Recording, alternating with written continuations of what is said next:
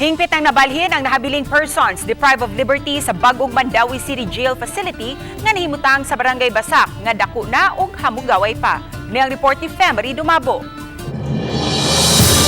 Sa gawas pa lang sa ilang selda, strikto na nga gisusi sa mga sakop sa BGMP Male Dormitory sa Dakbayan sa Mandawi ang mga dala sa mga PDL. Gihimo kini dinhi sa karaang pasilidad dinhi sa Barangay Luok, din gawas nga bahaunon. Gilagway nga kuyaw nga mahugno ang pipila ka mga bahin sa edipisyo. Ang mausab nila nga pasilidad ang aduna lay capacity nga 180 nga giokupahan sa 1,594 ka mga PDL.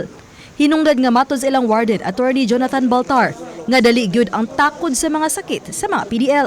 Kinahanglan na nato transfer para mausa na lang gyud ang facility.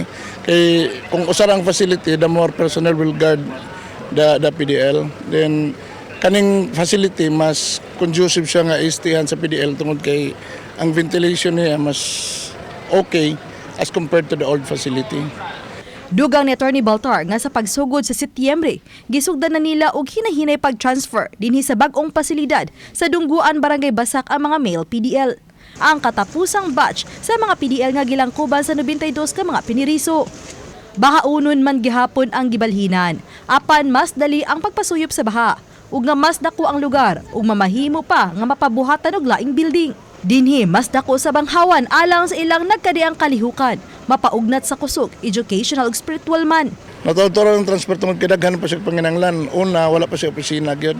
So naghimo ang temporary office didto. So pag mahuman na diha na gyud mo transfer ang office. Second is wala pa siya bed banks. So ang local government nag-approve na siya, mag-start na siya actually bidding process na siya pre-bid na sila last week. Then pag matapos na for the meantime gi-provide lang naman siya mating. Ang maong pasilidad ang nahuman niadtong 2020 pa. Apan kay gihimo nila kini nga quarantine facility o gikumpleto pa sa mga gikinahanglan hinungdan nga wa dayon magamit. Ang 150 ka mga female PDL sa Mandawi City ang nagpabilin pa sa karaang BGMP facility.